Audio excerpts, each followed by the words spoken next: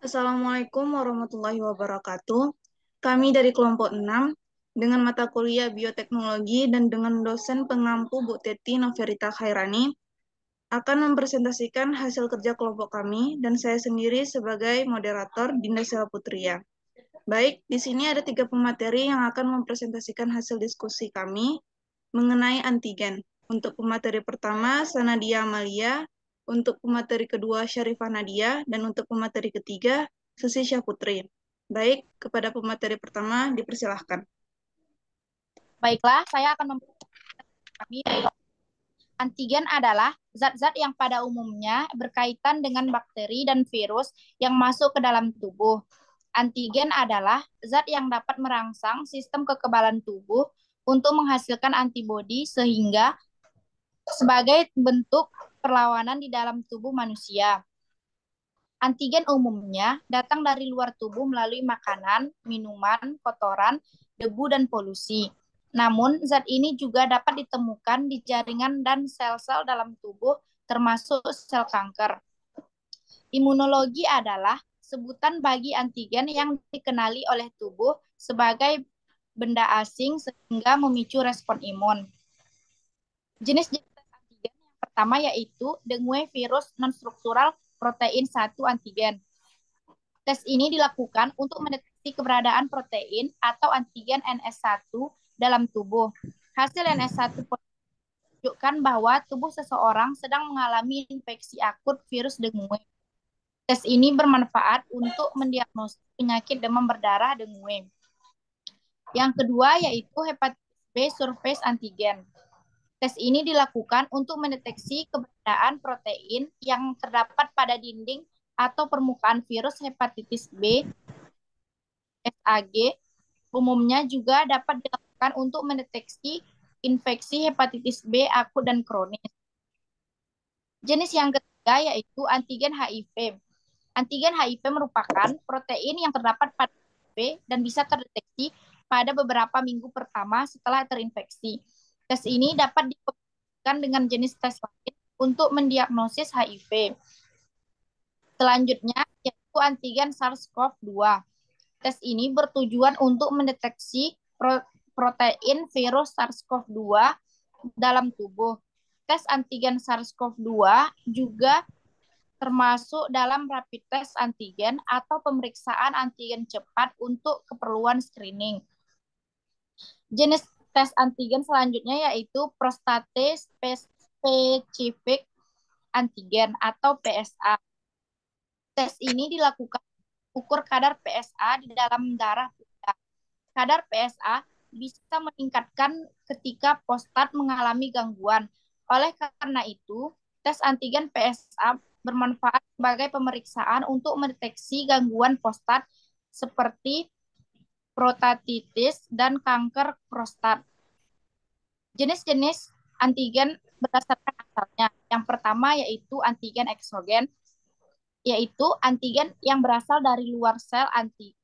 Antigen ini dapat masuk ke tubuh manusia melalui inhalasi, penelanan atau injeksi atau penyuntikan.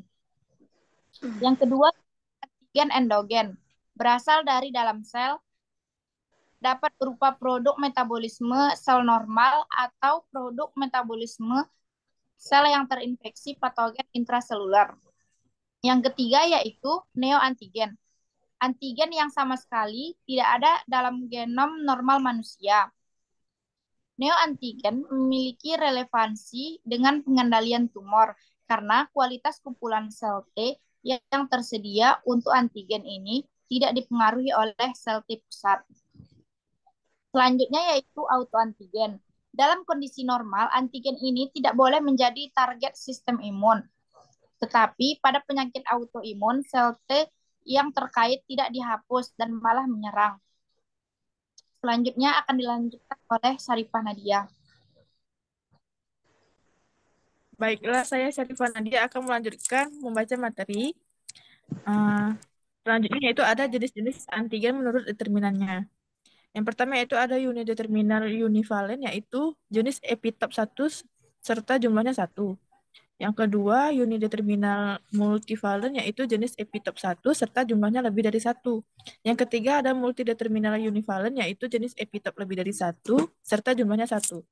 Yang terakhir yaitu ada multideterminan multivalen yaitu jenis epitop lebih dari 1 serta jumlahnya lebih dari 1. Imunogenitas dan antigenitas. Imunogenitas yaitu kemampuan antigen untuk menginduksi respon imun, humoral, dan respon imun seluler. Sedangkan imunogen yaitu sudah pasti antigen, tetapi antigen belum tentu imunogen. Syarat dari antigen atau imunogen yaitu ada keasingan, sifat fisik ukuran molekul, kompleksitas struktur, muatan, dan kemampuan masuk. Bahan kimia antigen yaitu berupa sifat imunogen, bagian permukaan sel mikroorganisme, respon imun, pembentukan antibodi. Non-imunogenik yaitu imunogenik bila berikatan dengan karir protein. Non-imunogenik hapten yaitu imunogenik bila berikatan dengan karir protein. Imunogenik umumnya multideterminan dan univalen. Toksin, mikroba, enzim. Contoh tes yang dapat dilakukan untuk mendeteksi adanya antigen yaitu yang pertama ada swab antigen, tes antigen rapid test. Swab ini biasanya digunakan untuk mendiagnosa patogen pernapasan seperti virus, influenza, dan respiratory syncytial virus atau RSV.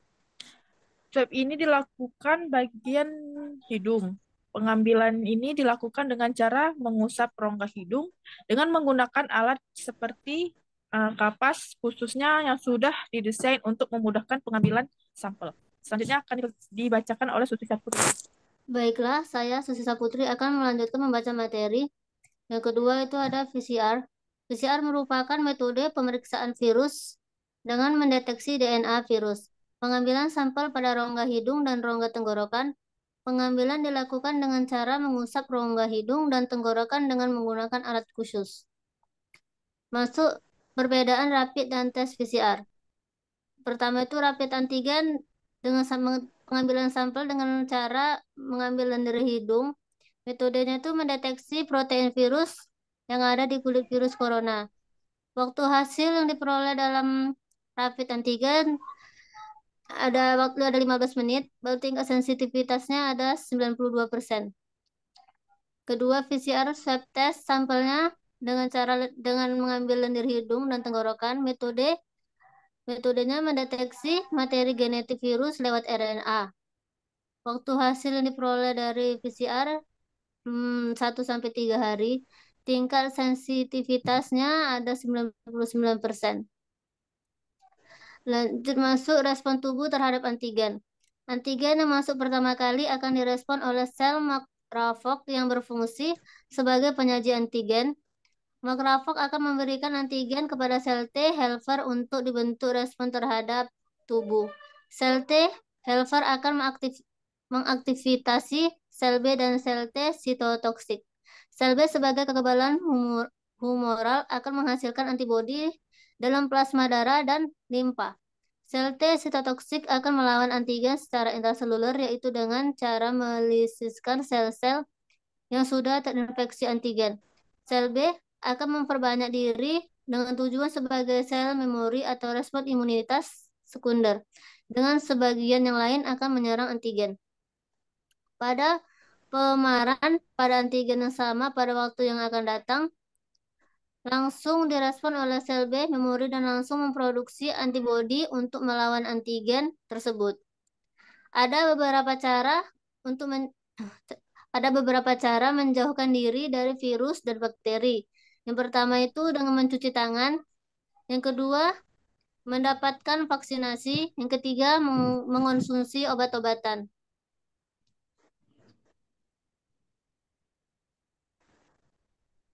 Baik, sekian dari hasil presentasi kelompok kami.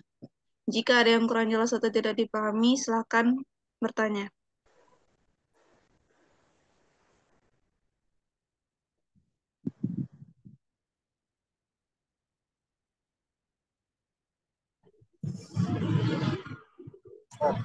Saya Baik, saya Yohanes Jona silahkan Rambe bertanya. ingin bertanya, apakah ada hubungannya antara antigen dan antibodi? Terima kasih. Baik, terima kasih. Selanjutnya, ada yang ingin bertanya? Baiklah, saya Samidah Halawa. Saya ingin bertanya dari bahan materi PPT.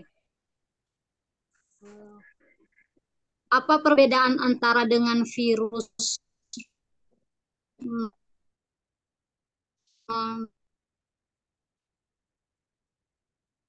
non-struktural dan hepatitis B surface antigen atau HBS-HAG? Jelaskan perbedaannya. Baik, terima kasih Samida. Oke. Selanjutnya, Izin bertanya, ya silahkan. apa sudah definisi antigen lebih tolong dan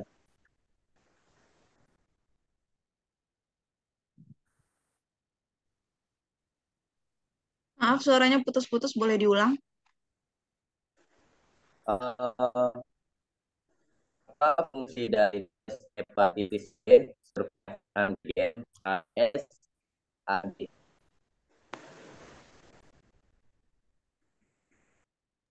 Baik, beri kami waktu untuk menjawab.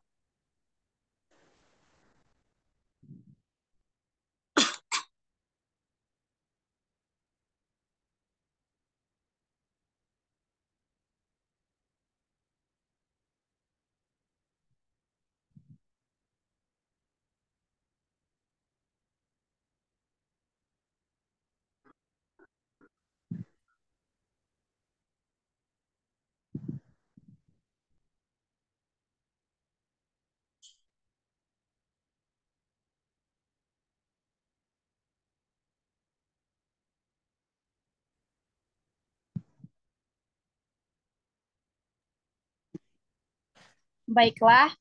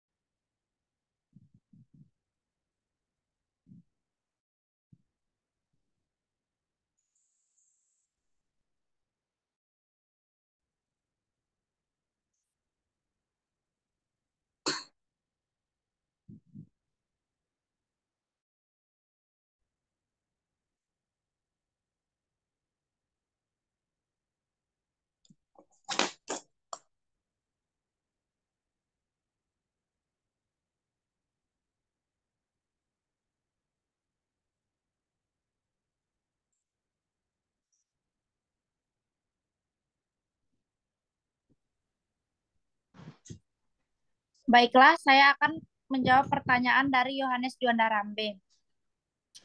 Apakah ada durasi kekebalan tubuh atau antibodi setelah dilakukan tes antigen? Jawabannya yaitu proses antigen yang ke dalam tubuh, sistem imun akan menghasilkan suatu zat untuk menghancurkan antigen tersebut.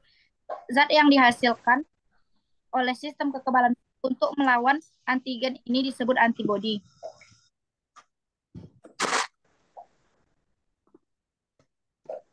Apakah Yohanes sudah mengerti? Ya, saya paham. Terima kasih.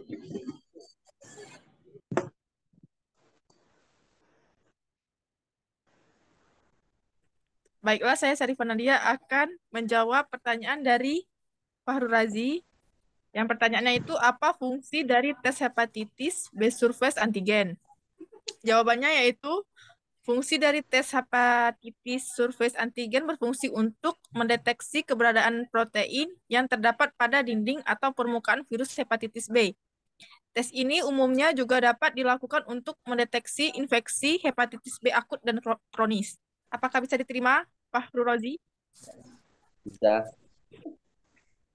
Terima kasih.